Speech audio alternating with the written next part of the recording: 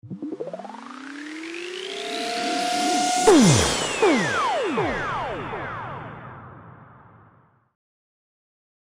will be ranting about web performance, and yeah, just let's start the journey.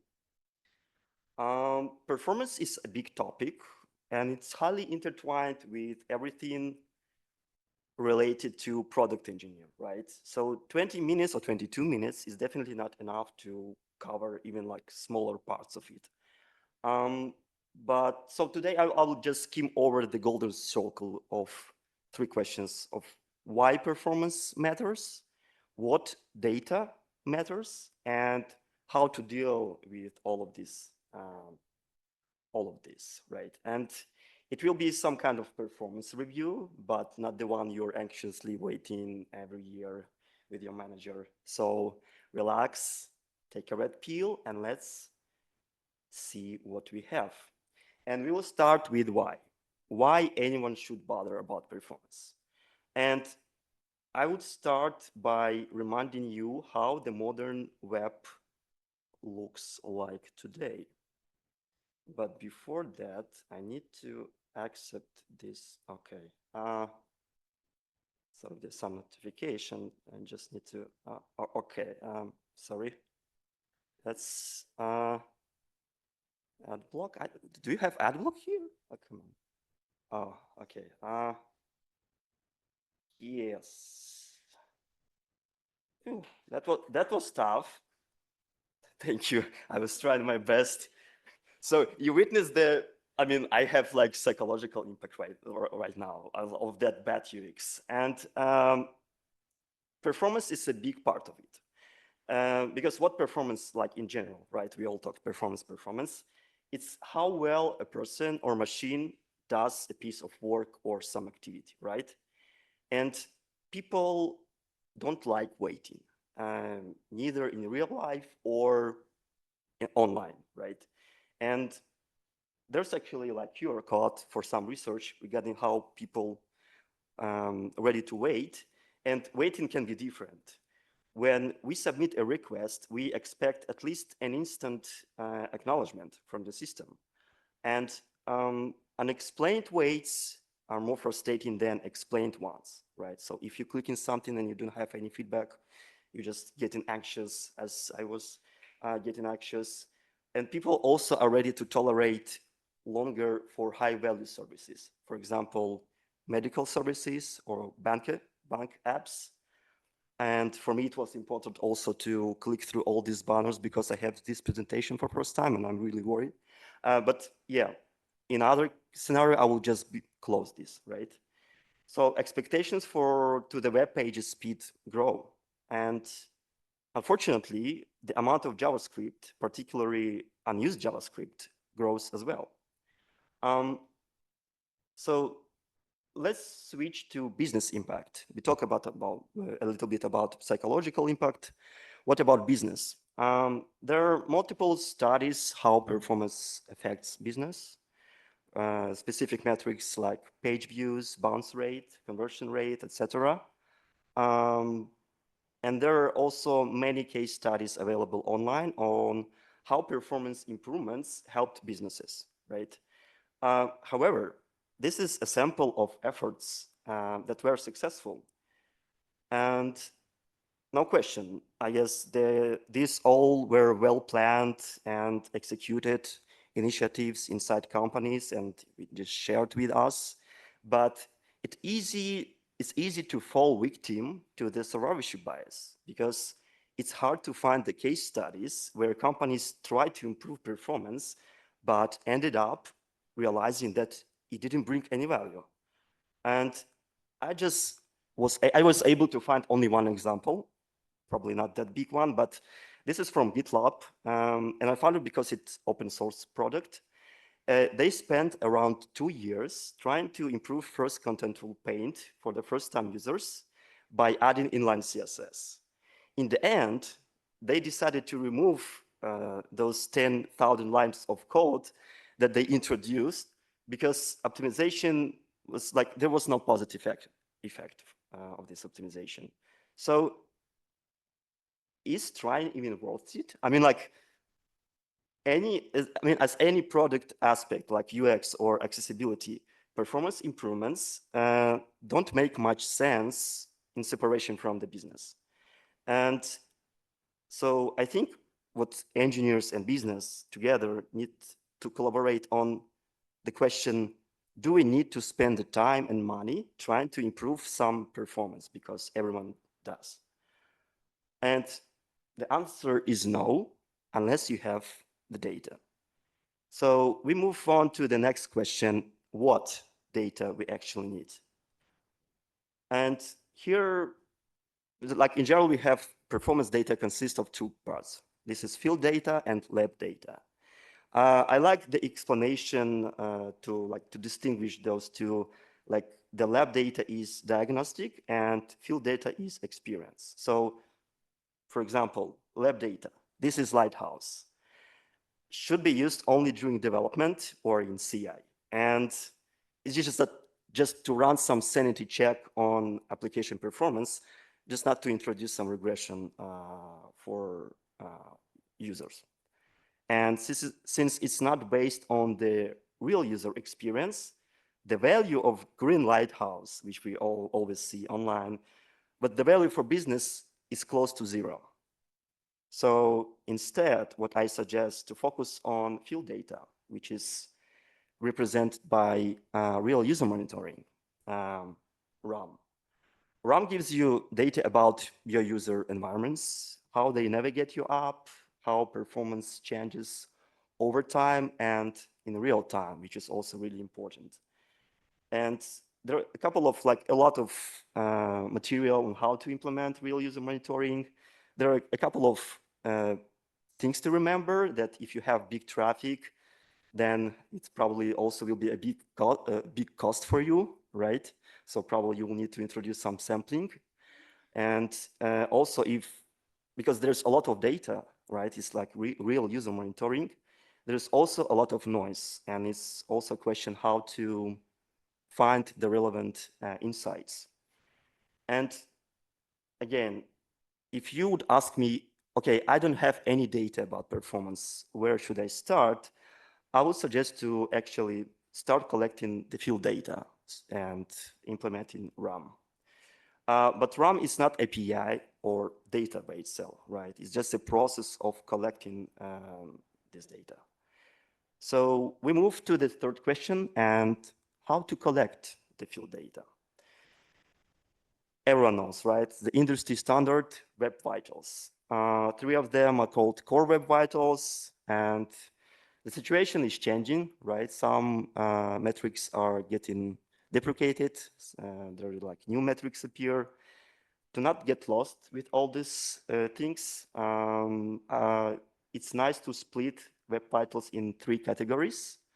Loading speed, basically how fast your network is and how fast your server responds. Interactivity is more about how your clients work, how fast they are. And the stability is about everything, about how you organize layout, how you handle this. And just quick overview of network, because I'm talking right now mostly like a front-end engineer. So network performance isn't something that front-end focused teams can really control in a full manner. What we can do is we can make sure that our bundle size doesn't blow up, and we can work on some bundle size optimizations. But you know this feeling when you're trying to wipe out all duplicates, then you're spending days on bundle phobia, and then you put in all these bundle size gates everywhere, but then you realize that your DevOps team forgot to enable gzip compression. So again, performance, like everything else, is an aggregate result, and it must be managed as commons. And for a moment, I just want to kind of switch to one of these metrics, and I chose for this INP, which is really often misinterpreted as interaction to next pane, which is kind of makes sense because dropped frames and clunky interactions causes all sorts of those bad psychological effects that I mentioned before. And also there are like some INP is not that great, right? So it's not calculating every interaction, basically. And we cannot rely on INP, for example, for hovers, right? Hover interactions are not included in INP calculations, but many apps actually use hovers in some of their important user scenarios, like displaying some extra details or, for example, preview thumbnails. Another case is scrolling, which is also kind of important, but it's not included in INP calculation. And why I mention this, because, for example, virtual list that became so pervasive pattern in the modern web is out of the picture. And INP is just one of those metrics, and it's already like many details that we need to take into account. So yeah, and how to explain to your product manager that you need to optimize your TTFB or INP or XYZ and not to work instead on some new product feature. This is complicated. And the problem that this misunderstanding between product and core web vitals or web vitals in general, this is mutual misunderstanding because product people don't understand these metrics, but these metrics also don't understand your product because they're pretty generic. So for that, to kind of get this understanding, what I suggest is that we probably need to focus on some custom metrics. And for example, something like time to focused input. If your app, for example, has some AI assistant, right? This is an example of how Vercel CTO shares their experience with these metrics. Twitter, for example, currently X, use time to first tweet, which probably existed since the days of tweet, actually was founded. And Pinterest measure, for example, times to first pin, which is the time between user tap a pin and when it appears for them that actually something happened. And at Box, we have something like time to meaningful content, which is basically measures the time from user goes to file list and the time when some meaningful list appears, right? We have some metrics around that, and we use user timing API for this custom thing. And there are also plenty of existing APIs available. I won't be like going through them because again, a lot of these materials available online. So yeah, instead, I would like to rant a little bit about JavaScript performance. This is, I'm not sure like how representative this report is, but 1 out of 4 respondents of the latest state of JS mentioned performance as one of the pain points in JS. And the question, is it JavaScript that's slow, or the slowness comes from the ecosystem around the language? And of course, why not mention React here, right? Because we need to mention React everywhere, because it is everywhere. And there's like a lot of questions regarding its performance, right? Why do we need virtual DOM? Why not using signals? Does React compiler solve the real issues? And I think the time will answer these questions. But again, as always, it's all about trade-offs. React today is definitely not the fastest UI library available, but should we pick vanilla.js just because it's fastest on the benchmarks? And will it be wise choice? I don't think so. We just need to remember that there are alternatives available. So you should experiment until it's too big to fail.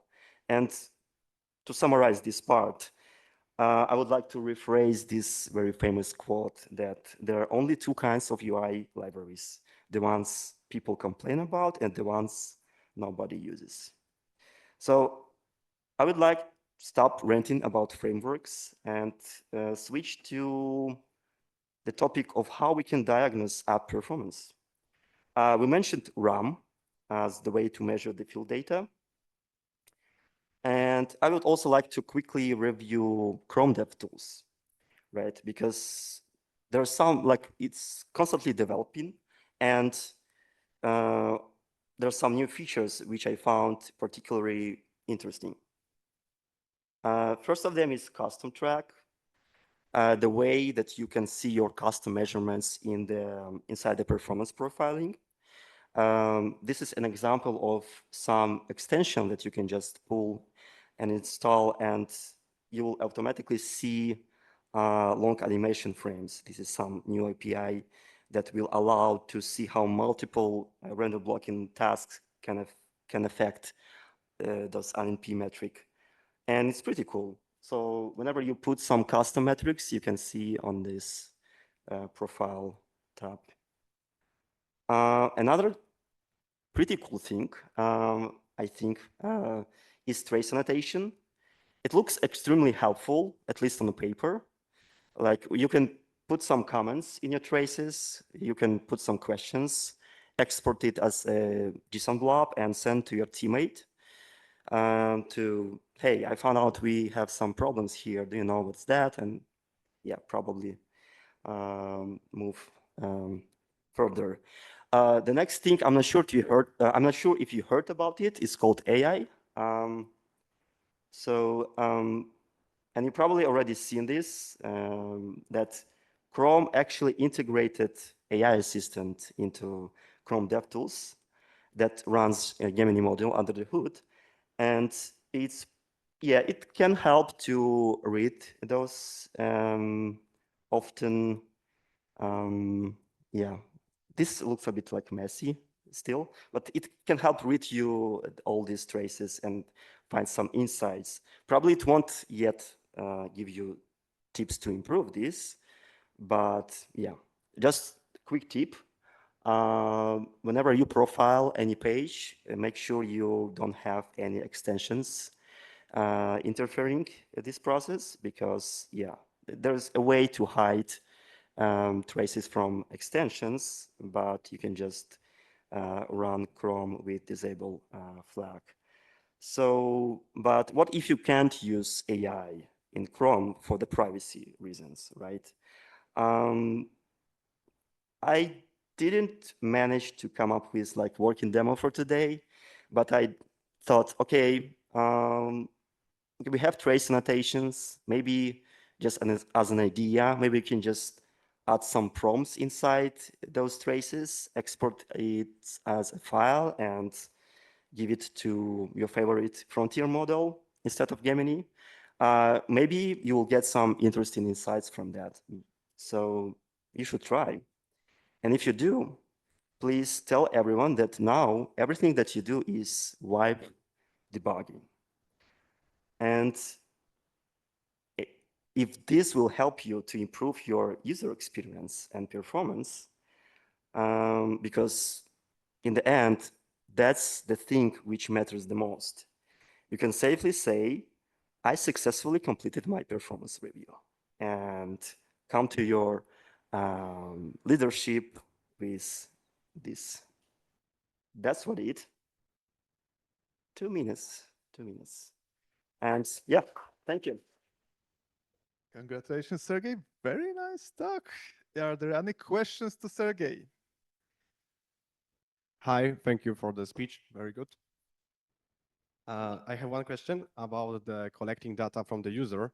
Like you say, the RUN, yes, RAM for monitoring the users, but I think we cannot rely on this data because user can block you for monitoring what he is doing. Like, yes, I mean, there's still like the best way to collect this field data, right? So like specific users can disable, like, let's say, advanced users which know how to do this and how to actually navigate in a web with all this, let's say, top privacy, right? So but I think it's just about like 80% of result which we can see, right? It's they're definitely like fully representative data, but it's the best way to see how, because with client applications especially, it's like, I like this quote, whenever you push something, I mean front-end code to production, and whenever like it's loaded on client machine, then it runs on a devil machine, right? So we're not controlling this thing. And RAM collects like this 80% of data which we actually need, and we can find insights. So we are currently experimenting with OpenTelemetry for JavaScript clients. Any thoughts on general problems with instrumentation for Roam? Basically, yeah, I probably won't like give like too much insights on this. I was like, it depends like what I guess what you already have, right? If it's like completely from scratch, you don't have any system to collect and aggregate this data, I would probably like consider like third-party tools for that. There's like different, there's a lot of them, different for different purposes and with different cost and functionalities. So it's actually, I would suggest to explore maybe some ready solution, because to implement, usually they provide SDK and it's already like can be used, and without big effort you can see some results. Yeah, probably I would start from that. Just to make sure again that amount of data that you collect is not like, your paycheck won't be like that big. Thank you very much, Sergey. Yeah. Thank you. Warsaw.